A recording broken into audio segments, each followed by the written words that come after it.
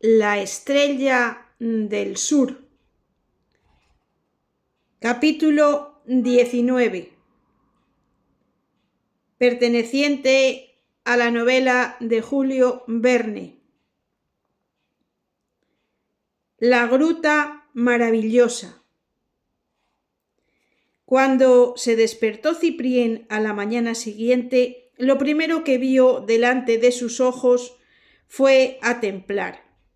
El encuentro fue de lo más afectuoso. Se diría que el caballo sentía casi tanto placer como el jinete al encontrar a su fiel compañero de viaje. Ciprién se sintió lo bastante fuerte, después del desayuno, para montar a caballo y partir inmediatamente. En consecuencia, Paramon-Vardes colocó todos los bagajes sobre la grupa de Templar, cogió al animal por la brida y se pusieron en camino hacia la aldea de Tonaya.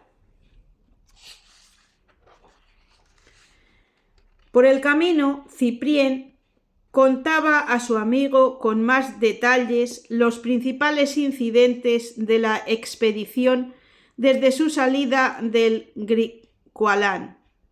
Cuando hubo llegado a la última desaparición de Matakit, cuyas señas le dio, Paramon-Vardes se echó a reír. «Ah, más novedades», dijo. «Creo que voy a poder darte noticias de tu ladrón, si no de tu diamante». «¿Qué quieres decir?», inquirió Ciprién, muy sorprendido.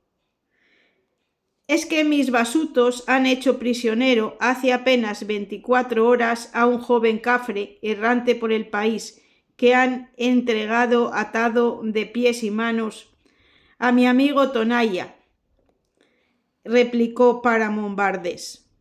«Creo que éste le habría jugado una mala partida porque tiene mucho miedo a los espías, y el cafre, que evidentemente pertenece a una raza enemiga de la suya, no podía ser acusado más que de espionaje. Pero hasta ahora le han respetado la vida. Por suerte para el pobre diablo, se ha descubierto que sabía algunos juegos de manos y podía aspirar al puesto de adivino». «Oh, no cabe duda de que se trata de Matakit», exclamó Ciprién. «Pues bien, puede vanagloriarse de haber escapado de una buena», repuso el cazador. «Tonaya ha inventado para sus enemigos toda una variedad de suplicios que no dejan nada que desear. Pero, te lo repito, puedes estar tranquilo por tu antiguo servidor. Está protegido por su calidad de adivino. Y esta misma noche le encontraremos en perfecto estado de salud». Es inútil insistir sobre lo mucho que debía satisfacer especialmente a Ciprién esta noticia. Era de lo más seguro que su meta estaba alcanzada, porque no dudaba de que Matakit consentiría en entregarle, si es que todavía lo tenía en su poder, el diamante de John Watkins. Los dos amigos siguieron charlando así durante toda la jornada, atravesando la llanura que Ciprién había recorrido a lomos de la jirafa algunos días antes. Aquella misma noche divisaron la aldea de Tonaya, medio dispuesta en anfiteatro sobre una ondulación que formaba el horizonte en el norte. Era una verdadera ciudad de 10 a 15.000 habitantes, con calles bien trazadas, chozas espaciosas y casi elegantes, que ofrecían aspecto de prosperidad y comodidad. El palacio del rey, rodeado de altas empalizadas y custodiado por guerreros negros armados de lanzas, ocupaba por sí solo una cuarta parte de la superficie total de la ciudad. Paramon-Vardes no tuvo más que presentarse para que todas las barreras se bajasen delante de él, y fue inmediatamente conducido con Ciprién a través de una serie de amplios patios hasta la sala de ceremonias donde se encontraba el invencible conquistador, en medio de una numerosa concurrencia en la que no faltaban ni los oficiales ni los guardas. Tonaya podía tener unos 40 años. Era alto y fuerte, tocado cuidadosamente con una especie de diadema de dientes de jabalí. Su traje se componía de una túnica roja sin mangas y de un delantal del mismo color, ricamente bordado con perlas de cristal. Llevaba en los brazos y las piernas numerosos brazaletes de cobre. Su fisonomía era inteligente y refinada, pero astuta y dura. Hizo una gran acogida a Paramón Bardés, a quien no había visto desde hacía varios días, y por deferencia a Ciprién, el amigo de su fiel aliado. Los amigos de nuestros amigos son nuestros amigos, dijo, como lo hubiera hecho un simple burgués de Marais. Y al conocer el sufrimiento de su nuevo huésped, Tonaya se apresuró a destinarle una de las mejores habitaciones de palacio y a ordenar que le sirvieran una excelente cena. De acuerdo con la opinión de Paramón Bardés, no se abordó enseguida la cuestión de Mataquit, que fue reservada para el día siguiente. Al otro día, en efecto, Ciprién, decididamente recuperada la salud, estaba en condiciones de reaparecer delante del rey. Toda la corte fue, pues, reunida en asamblea en la gran sala del palacio. Tonaya y sus dos huéspedes se hallaban en el centro del círculo. Inmediatamente Paramón Bardés abordó la negociación en la lengua del país, que hablaba bastante correctamente. Mis basutos te trajeron recientemente un joven cafre que habían hecho prisionero, le dijo al rey, pero ese joven cafre resulta que era el servidor de mi compañero, el gran sabio Ciprién, Meré, que viene a solicitar de tu generosidad que se lo devuelvas. Por eso yo, amigo suyo y tuyo, me atrevo a apoyar su justa petición. Desde las primeras palabras, Tonaya se creyó en el deber de adoptar un aire diplomático. El gran sabio blanco sea bienvenido, respondió. Pero, ¿qué ofrece por el rescate de mi prisionero? Un excelente fusil, 10 veces 10 cartuchos y un saquito de perlas de cristal, repuso Paramón Bardés. Un murmullo halagador recorrió todo el auditorio, muy impresionado por el esplendor de aquella oferta. Solamente Tonaya, siempre muy diplomático, fingió no estar deslumbrado. Tonaya es un gran príncipe, dijo irguiéndose en su escabel real. Y los dioses le protegen. Hace un mes le mandaron a Paramón Bardés con bravos guerreros y fusiles para ayudarle a vencer a sus enemigos. Por eso, si Paramón Bardés así lo desea, ese servidor será devuelto sano y salvo a su amo. ¿Y dónde está en este momento?, preguntó el cazador.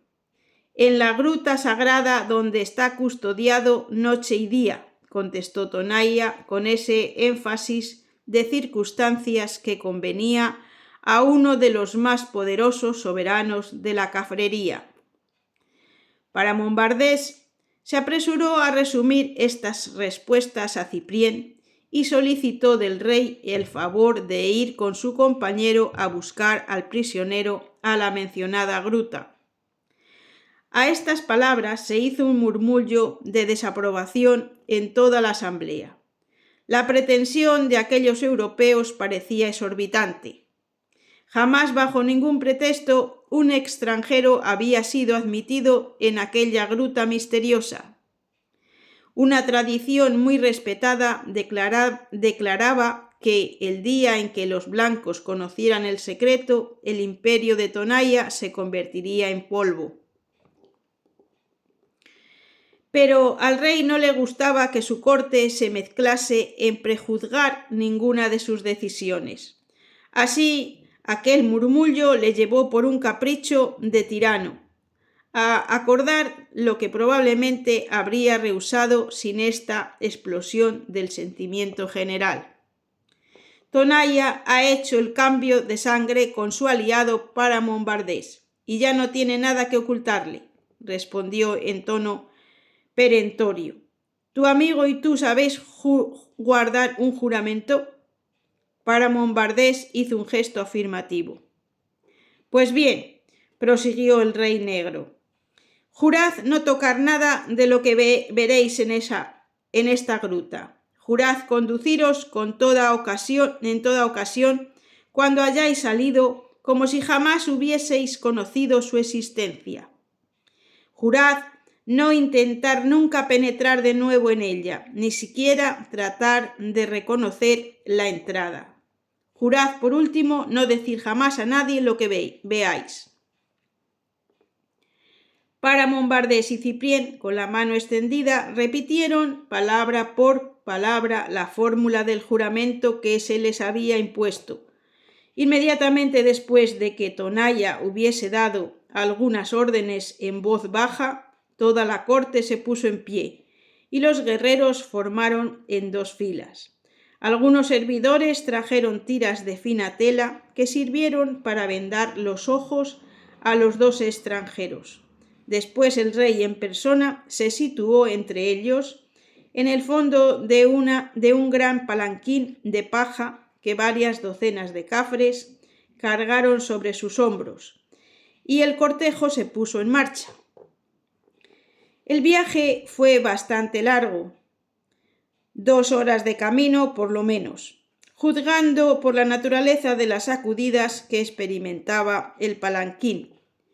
Paramón Bardés y Ciprién creyeron muy pronto reconocer que estaban atravesando un distrito montañoso. Luego, un gran frescor en el aire y el eco sonoro de los pasos de la escolta, que repercutía muros muy próximos uno de otro, indicaron que habían penetrado en un subterráneo.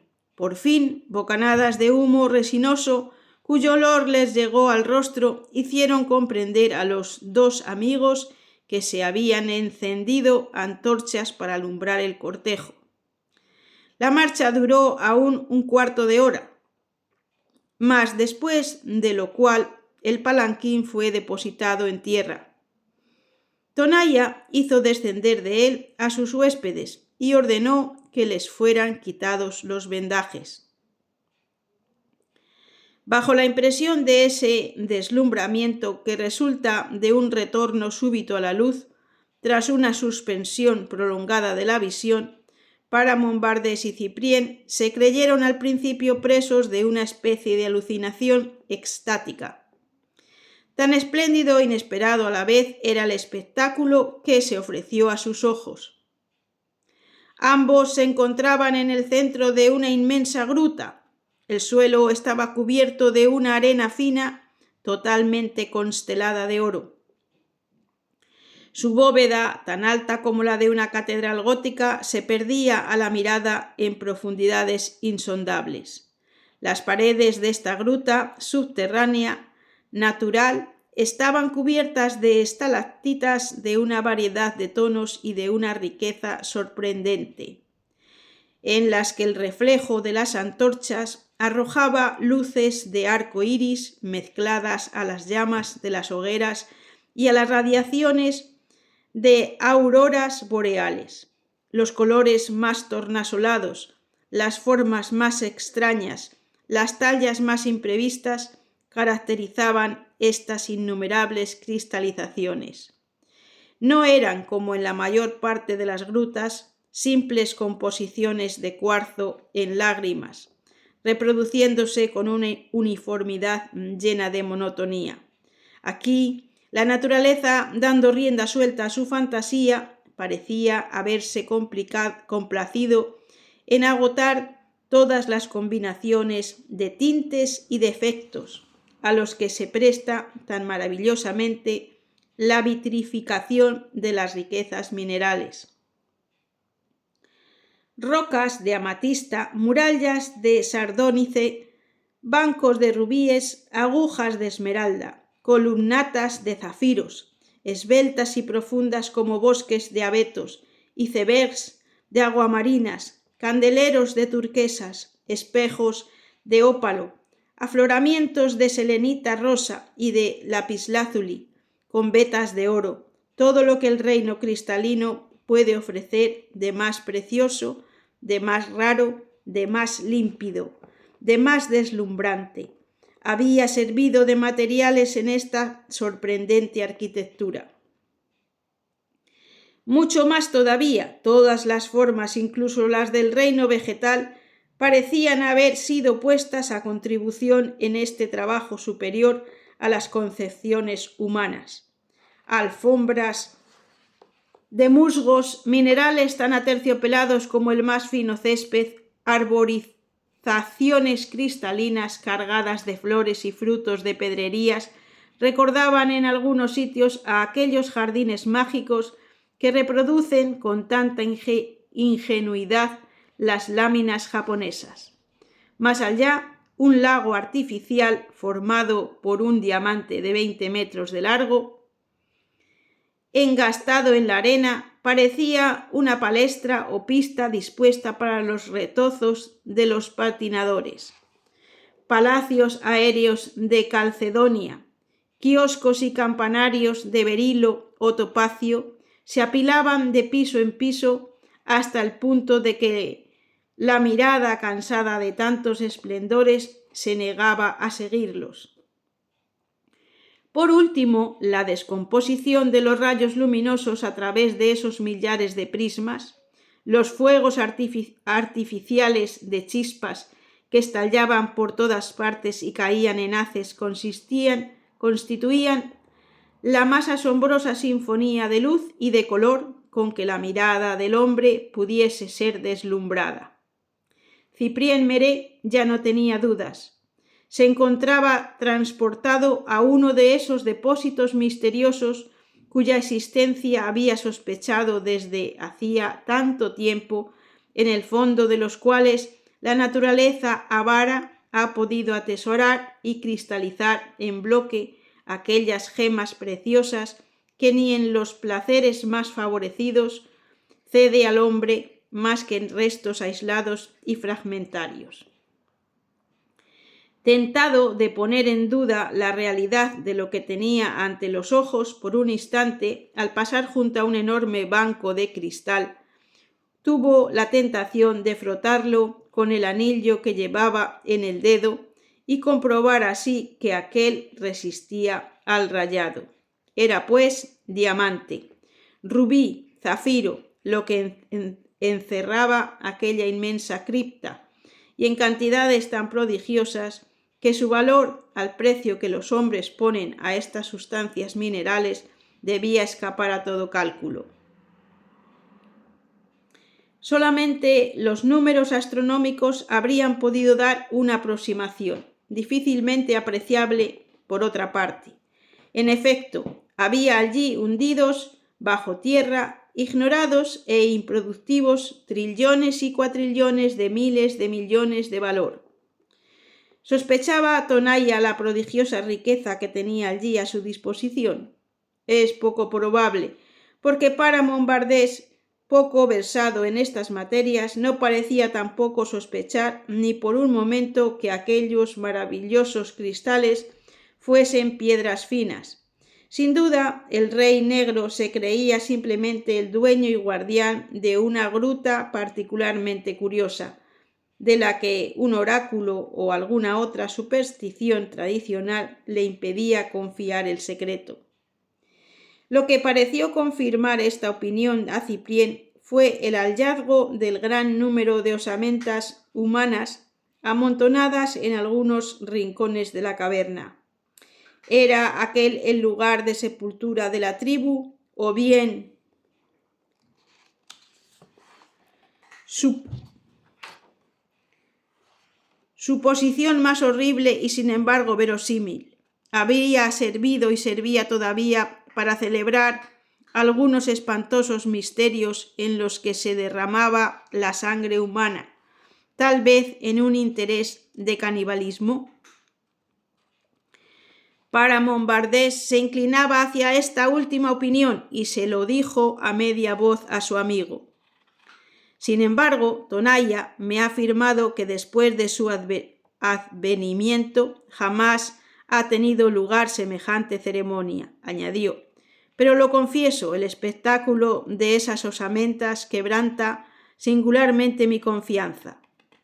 Señalaba un enorme montón que parecía recientemente formado y en el que se veían huellas evidentes de cocción.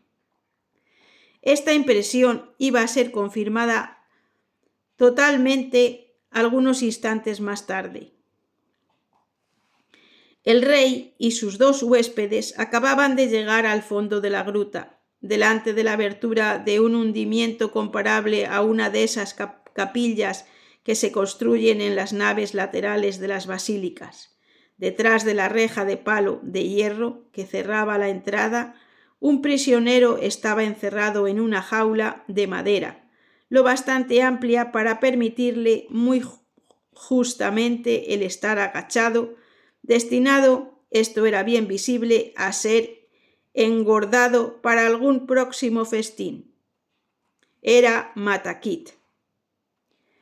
Usted, padrecito, exclamó el infortunado Cafre en cuanto distinguió y reconoció a Ciprién. Ah, lléveme, libéreme, prefiero volver al Griqualand, aunque tenga que morir ahorcado, que quedarme en este gallinero, esperando el horrible suplicio que el cruel Tonaia me reserva antes de devorarme. Esto fue dicho con una voz tan lamentable que Ciprién se sintió muy conmovido al escuchar al pobre diablo. Sea, Matakit, le respondió, puedo obtener tu libertad, pero no saldrás de esa jaula hasta que hayas restituido el diamante. ¿El diamante, padrecito?, exclamó Matakit. El diamante no lo tengo, no lo he tenido nunca, se lo juro, se lo juro. Decía esto con tal acento de verdad que Ciprién comprendió muy bien que no podía poner en duda su confesión. Por otra parte, siempre le había costado trabajo creer que Matakit fuese el autor de un robo semejante. Pues entonces, si no eres tú quien ha robado el diamante, ¿por qué has emprendido la huida?, le preguntó. ¿Por qué, padrecito?, replicó Matakit. Pues porque cuando mis camaradas sufrieron la prueba de las varitas, dijeron que el ladrón no podía ser nadie más que yo, que había realizado aquel ardid para despistar las sospechas. Y en el Griqualand, cuando se trata de un cafre, usted lo sabe bien, le condenan y le cuelgan mucho más pronto que le interrogan. Así que el miedo me ha dominado y he huido como un culpable a través del Transvaal. Me parece que lo que dice este pobre diablo es la verdad, hizo observar Paramount Bardess. No lo dudo, respondió Ciprién, y tal vez no se haya equivocado al sustraerse a la justicia del Griqualand. Luego, dirigiéndose a Matakit, pues bien, le dijo, no dudo que tú seas inocente del robo de que se te acusa, pero en Vandergard College tal vez no nos creerán cuando afirmemos tu inocencia. ¿Quieres exponerte a regresar? Sí, arriesgar todo, por no quedar aquí más tiempo, afirmó Matakit, que parecía preso del más vivo terror.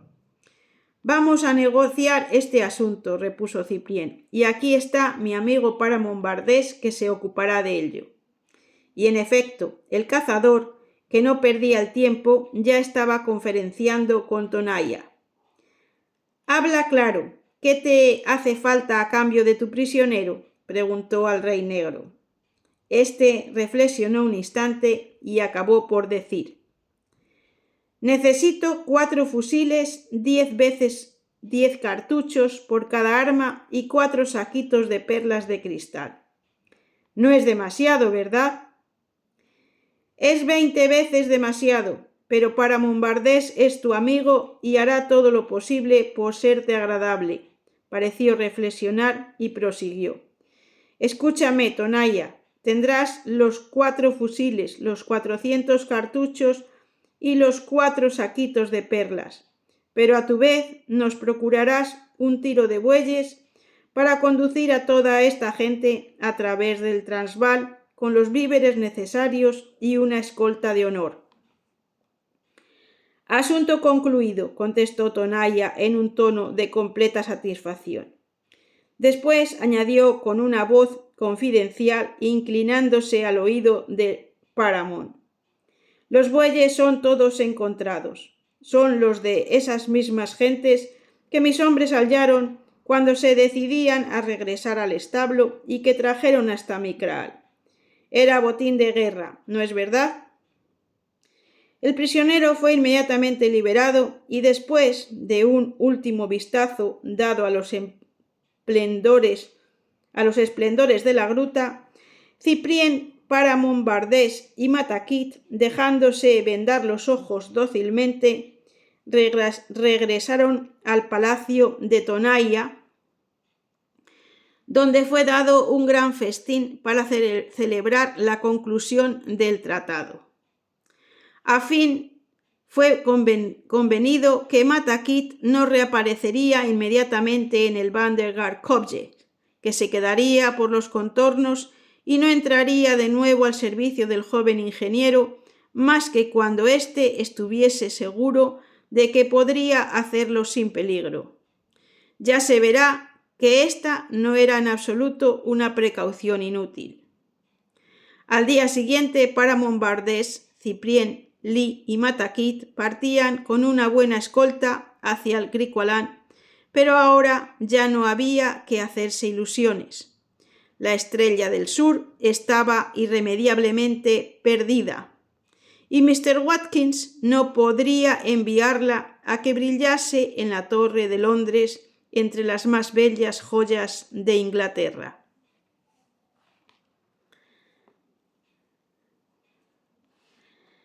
Capítulo 20. El regreso. Nunca había estado John Watkins de tan mal humor como desde la marcha de los 4 pretendientes, lanzados en persecución de Matakit. Cada día, cada semana que transcurría, parecían añadirle un obstáculo más al disminuir las probabilidades que creía tener de recuperar el precioso diamante. Y además le faltaban sus comensales habituales, James Hilton, Friedel, Aníbal Pantalacci, el mismo Cyprien, a los que se habían acostumbrado a ver como asiduos a su lado. Se revolvía pues sobre su botella de ginebra, y es preciso decirlo, los suplementos alcohólicos que se administraba no eran precisamente adecuados para dulcificar su carácter. Además, en la granja había motivos para estar absolutamente inquietos sobre la suerte de los supervivientes de la expedición. En efecto, Bardic, que había sido raptado por una partida de cafres, tal como lo habían supuesto sus compañeros, consiguió escapar algunos días después. De regreso al Griqualand, había comunicado al señor Watkins la muerte de James Hilton y la de Friedel. Aquello era de mal augurio para los supervivientes de la expedición. Cyprien Meret, Aníbal Pantalacci y el chino. Alice era muy desgraciada. Ya no cantaba y su piano permanecía invariablemente mudo. Apenas ya si le interesaban los avestruces. El mismo Dada ya no tenía el don de hacerla sonreír por su voracidad y tragaba impunemente sin que se intentase impedirlo los objetos más heterogéneos. Miss Watkins estaba ahora presa de 2 temores, que aumentaban poco a poco en su imaginación. El primero, que Cyprien no regresase nunca de aquella maldita expedición. El segundo, que Aníbal Pantalacci, el más aborrecido de sus 3 pretendientes, trajese la Estrella del Sur, reclamando el premio de su éxito. La idea de que podría ser condenada a convertirse en la esposa de aquel napolitano malvado y astuto le inspiraba un irrefrenable disgusto, sobre todo desde que había podido ver de cerca y apreciar a un hombre verdaderamente superior, como Cyprien Méré. Pensaba en eso de día, soñaba por la noche y sus lozanas mejillas palidecían, sus ojos azules se velaban con una nube cada vez más sombría. Hacía ya 3 meses que esperaba así, en el silencio y la pena. Aquella noche estaba sentada bajo la pantalla de la lámpara, junto a su padre, que se había adormecido pesadamente cerca de la botella de ginebra, con la cabeza inclinada sobre una labor de tapicería que comenzara para suplir la música abandonada. Alice pensaba tristemente. Un golpe discreto dado en la puerta vino a interrumpir súbitamente su larga meditación. «Adelante», dijo, bastante sorprendida y preguntándose quién podía ser a aquellas horas. «Soy yo, Miss Watkins», repuso una voz que la hizo estremecer, la voz de Cyprien. Y era él que volvía, pálido, delgado, curtido por el sol, con una abundante barba que casi le hacía irreconocible, con las ropas ajadas por las largas marchas, pero siempre atento, siempre cortés, siempre con los ojos risueños y la boca sonriente. Alice se levantó lanzando un grito de sorpresa y de alegría. Con una mano intentaba contener los latidos de su corazón, mientras alargaba la otra al joven ingeniero, que la apretaba entre las suyas. Entonces Mr. Watkins, saliendo de su letargo, abrió los ojos y preguntó qué había de nuevo. El granjero necesitó 2 o 3 minutos para darse cuenta de la realidad, pero apenas un rayo de inteligencia le volvió a la mente que el grito del corazón, se le escapó. ¿Y el diamante? El diamante, no estaba de regreso. Cyprien comenzó a contar enseguida las diversas peripecias de la expedición. Contó la muerte de Friedel, la de Aníbal Pantalacci y la de James Hilton, la persecución de Matakit y su cautiverio por parte de Tonaya, sin hablar de su vuelta al Griqualand, pero hizo conocer los motivos de certidumbre que traía acerca de la plena inocencia del joven Caffrey. No olvidó rendir homenaje a la devoción de Bardic y Lee, a la amistad de Paramount Bardés y de recordar todo lo que debía al bravo cazador y cómo, gracias a él, había podido regresar de un viaje tan criminal para sus otros compañeros. Bajo la emoción que este trágico relato le inspiraba a él mismo, corrió voluntariamente un velo sobre los errores y los pensamientos criminales de sus rivales, no queriendo ya ver en ellos más que las víctimas de una empresa intentada en común. De todo lo que había sucedido no se reservó más que lo que juró guardar en secreto, es decir, la existencia de la Gruta Maravillosa y sus riquezas minerales, junto a las que todos los diamantes del Griqualand no eran sino guijarros sin valor. Tonaya, dijo terminando, ha mantenido estrictamente sus compromisos. 2 días después de mi llegada a su aldea, todo estaba dispuesto para nuestro regreso, las provisiones, los tiros y la escolta.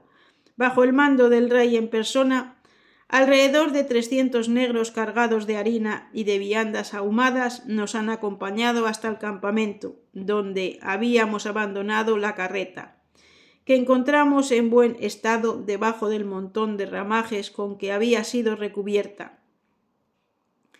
Entonces nos despedimos de nuestro anfitrión después de haberle dado 5 fusiles en vez de los 4 con los que él contaba, lo que le convierte en el reyezuelo más temible de toda la región, comprendida entre el curso del Limpopo y el del Zambeze. Zambeze. —¿Pero su viaje de regreso a partir del campamento? —preguntó Miss Watkins. —Nuestro viaje de vuelta ha sido lento, aunque fácil y desprovisto de accidentes —contestó Ciprién. La escolta no nos ha dejado hasta la frontera del Transvaal, donde Paramount Bardés y sus basutos se han separado de nosotros para dirigirse a Durban. Al fin, tras 40 días de marcha a través del Belt, henos aquí ni más ni menos adelantados que a la partida. Pero, bueno, ¿por qué huyó de ese modo Matakit?, inquirió Mr. Watkins, que había escuchado este relato con un vivo interés, sin manifestar por lo demás una emoción exagerada con respecto a los 3 hombres que ya no debían volver. Matakit huía porque tenía la enfermedad del miedo, replicó el joven ingeniero. —¿Es que no hay justicia en el Griqualand? —respondió el granjero, encogiéndose de hombros. —Oh, suele ser una justicia demasiado elemental, señor Watkins, y en verdad no puedo censurar demasiado al pobre diablo, acusado por error de haber querido evitar la primera reacción provocada por la inexplicable desaparición del diamante. —Ni yo —añadió Alice—. En todo caso, se lo repito, él no era culpable y cuento con que en adelante se le deje tranquilo. Hizo John Watkins, sin parecer muy convencido de la validez de esta afirmación.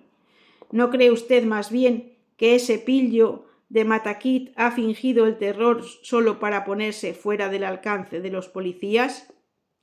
No, es inocente. Mi convicción a este respecto es absoluta, dijo Ciprién un poco secamente, y me ha costado, creo yo, bastante cara. —Oh, puede usted guardarse su opinión —gritó John Watkins—. Yo me guardo la mía. Alice vio que la discusión amenazaba con degenerar en disputa y se apresuró a cambiar de conversación. —A propósito, señor Meret —dijo—, ¿sabe usted que durante su ausencia su claim se ha hecho excelente y que su asociado Thomas Steele está en vías de convertirse en uno de los más ricos entre los mineros del college? —A fe mía que no —repuso francamente Ciprién—. Mi primera visita ha sido para usted, Miss Watkins, y no sé nada de lo que ha sucedido durante mi ausencia.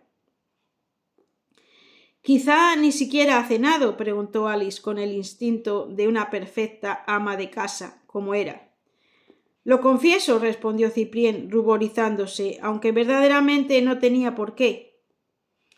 —Oh, no puede usted irse así, sin comer, señor Meret, un convaleciente, después de un viaje tan penoso. Piense que son las 11 de la noche. Y sin escuchar sus protestas corrió a la cocina y volvió con una bandeja cubierta con un paño blanco, con algunos platos de viandas frías y una hermosa tarta de melocotones que ella misma había preparado. La mesa estuvo enseguida dispuesta ante Ciprién, que se encontraba muy confundido, y como parecía vacilar en llevar el cuchillo hacia un soberbio biltong, especie de conserva de avestruz. —¿Hay que cortárselo? —preguntó Miss Watkins, mirándole con su más fresca sonrisa. El granjero, abierto su apetito por aquel despliegue gastronómico, pronto reclamó a su vez un plato y una rodaja de biltong. Alice no le hizo esperar, y únicamente por hacer compañía a aquellos señores, como ella decía, se puso a comer almendras. Aquella cena improvisada fue encantadora. Jamás se había sentido el joven ingeniero con mejor apetito. Repitió 3 veces de la tarta de melocotones, bebió 2 vasos de vino y coronó sus hazañas consintiendo en probar la ginebra de Mr. Watkins, quien por su parte no tardó en dormirse de nuevo. —¿Y qué ha hecho usted en esos 3 meses? —preguntó Ciprién a Alice. —Temo que no se haya olvidado de toda su química. —No, señor, se equivoca —replicó Miss Watkins en un tono de pequeño reproche—. Por el contrario, la he estudiado mucho e incluso me he permitido ir a hacer algunos experimentos a su laboratorio. Oh, no he roto nada, esté tranquilo y todo se lo he dejado en orden. Decididamente me gusta mucho la química y, para serle franca, no comprendo que usted pudiese renunciar a una ciencia tan bella para hacerse minero o corredor del Belt. Pero, cruel Miss Watkins, usted sabe muy bien el por qué he renunciado a la química. Yo no sé nada en absoluto, repuso Alice ruborizándose, y encuentro que esto está mal. En su lugar trataría una vez más de hacer diamantes. Es mucho más elegante que buscarlos bajo tierra. ¿Es una orden?, inquirió Cyprien con una voz que temblaba un poco. Oh, no, respondió Miss Watkins, sonriendo. Todo lo más una súplica. Ah, señor Meret, siguió como para corregir el tono ligero de sus palabras. Si supiese lo desgraciada que he sido sabiéndole expuesto a todas las fatigas y todos los peligros que acaba de correr. No los conocía con detalle, pero creo que adivinaba el conjunto. Un hombre como usted, me decía, tan sabio, tan fuertemente preparado para realizar hermosos trabajos, para hacer grandes descubrimientos, deberá estar expuesto a perecer miserablemente en el desierto por la mordedura de una serpiente o un zarpazo de un tigre, sin ningún provecho para la ciencia ni para la humanidad. Es un crimen haberle dejado partir. Y mire cómo tenía yo razón, porque a fin de cuentas no es casi un milagro que usted haya regresado. Y sin su amigo el señor Paramount Bardés, a quien el cielo bendiga. No terminó porque dos gruesas lágrimas que le vinieron a los ojos completaron su pensamiento. Cyprien también estaba profundamente emocionado. He aquí dos lágrimas que son más preciosas para mí que todos los diamantes del mundo, y que me harían olvidar tantas otras fatigas, dijo simplemente. Hubo un silencio que la joven interrumpió con su tacto habitual, dirigiendo la charla hacia sus ensayos químicos. Era más de medianoche cuando Cyprien se decidió a volver a su casa, donde le esperaba un paquete de cartas de Francia cuidadosamente ordenadas por Miss Watkins sobre su mesa de trabajo. Como el que llega después de una larga ausencia, apenas se atrevía a abrir aquellas cartas. Si resulta que lo mismo le traían la noticia de alguna desgracia, su padre, su madre, su hermanita Jane, tantas cosas podían haber ocurrido en aquellos 3 meses. El joven ingeniero, después de haber comprobado en una lectura rápida que aquellas cartas no le hacían llegar sino motivos de satisfacción y de alegría, tuvo un profundo suspiro de alivio. Todos los suyos gozaban de buena salud. Desde el ministerio se le dirigían los elogios más calurosos con relación a su hermosa teoría de las formaciones diamantinas.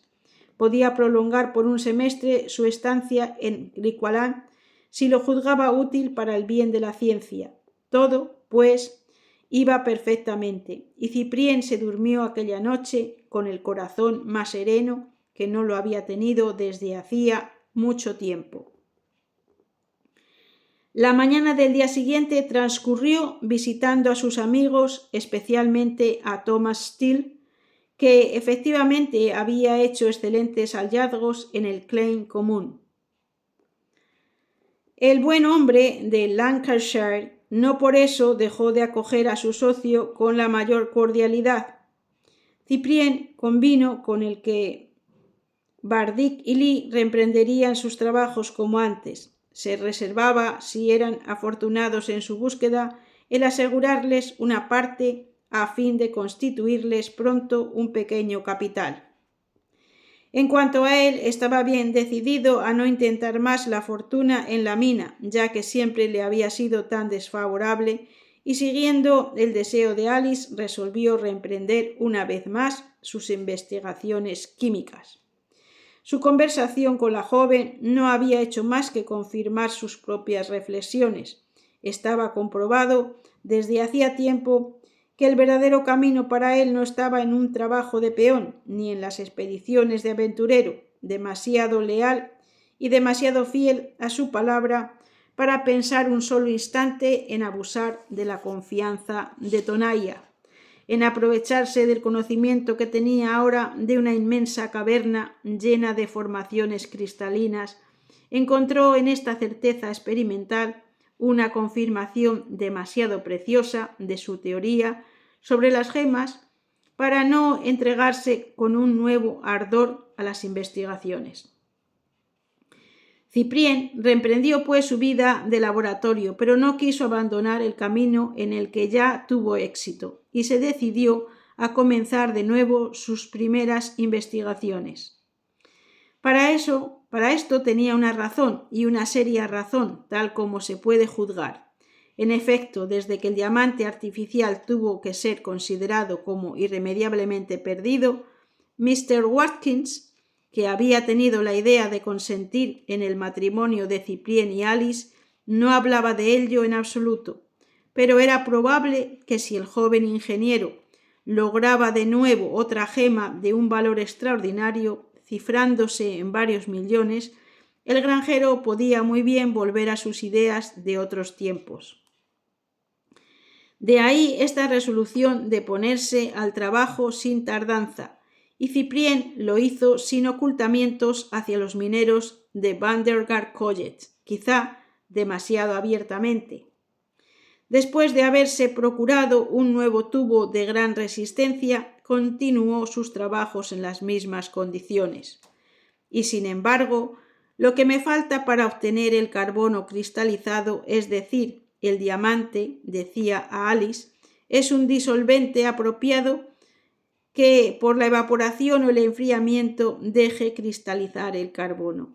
Se ha encontrado este disolvente para la alumina en el sulfuro de carbono. Así pues, se trata de buscarlo por analogía para el carbono o incluso para los cuerpos similares tales como el boro y la sílice.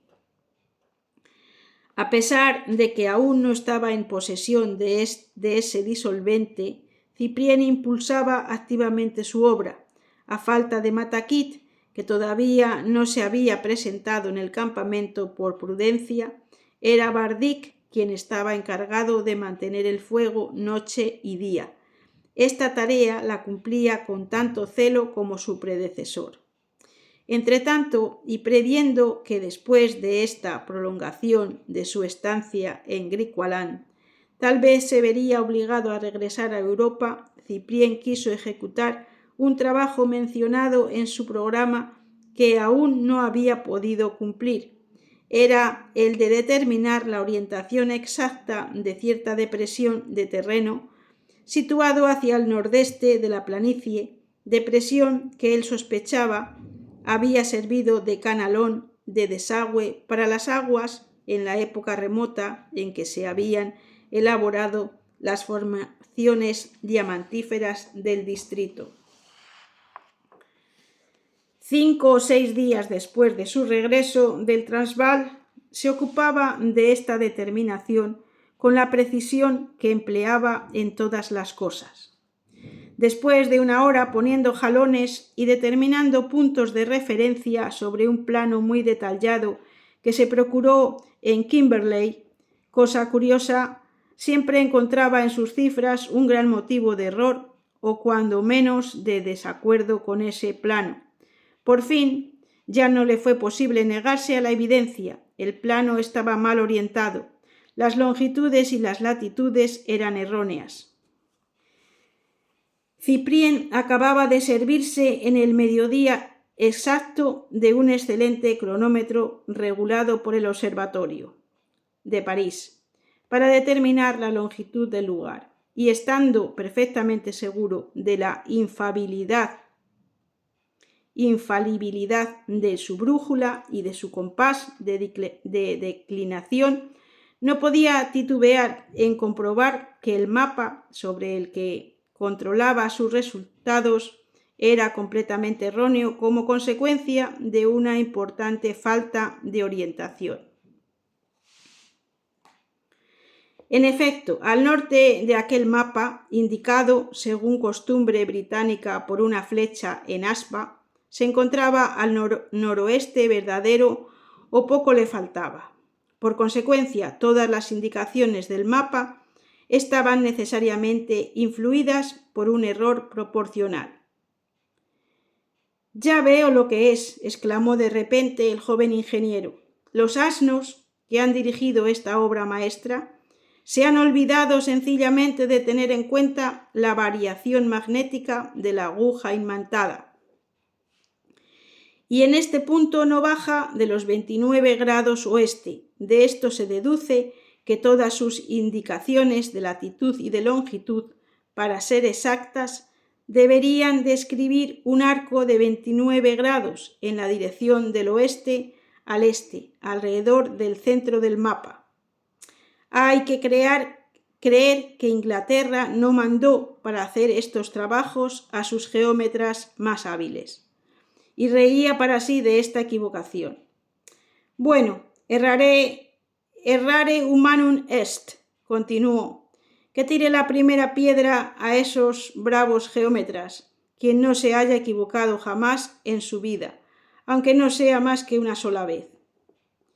Pero Cyprien no tenía razón alguna para mantener en secreto esta rectificación que había tenido ocasión de hacer para la orientación de los terrenos diamantíferos del distrito. Así, aquel mismo día, al regreso a la granja y habiendo encontrado a Jacobus van der Garde, le habló de ello. «Es bastante curioso», añadió, «que un error geodésico tan grande que afecta a todos los planos del distrito no haya sido todavía descubierto. Representa una corrección de las más importantes a realizar en todos los mapas del país». El viejo diamantista observaba a Cyprien con un aire singular. «¿Es verdad lo que dice?», exclamó muy interesado. «Seguro. ¿Y estaría usted dispuesto a testificar el hecho en un tribunal de justicia?» «Delante de 10 tribunales, si fuese necesario». «¿Y no será posible rebatir su afirmación?» «Evidentemente no, puesto que me bastará declarar la causa del error». «Caramba, la causa es bastante lógica. La omisión de la declinación magnética en los cálculos de determinación». Jacobus van der Garde se retiró sin decir nada, y Cyprien olvidó muy pronto con qué especial atención había acogido el hecho de que un error geodésico afectaba a todos los planos del distrito. 2 o 3 días más tarde, cuando Cyprien fue a hacer una visita al viejo diamantista, encontró la puerta cerrada. En la pizarra colgada en un picaporte se leían estas palabras, recientemente escritas con tiza: «Ausente por negocios». Y aquí termina el capítulo 20. Muchísimas gracias si has llegado hasta aquí. Como siempre, te pido me regales un like, compartas y dejes tus comentarios que ayudan muchísimo a que se difunda mi canal. Mañana podremos escuchar el siguiente capítulo 21, que se titula Justicia veneciana. No te pierdas este interesante capítulo y solo me queda decirte que tengas un gran día.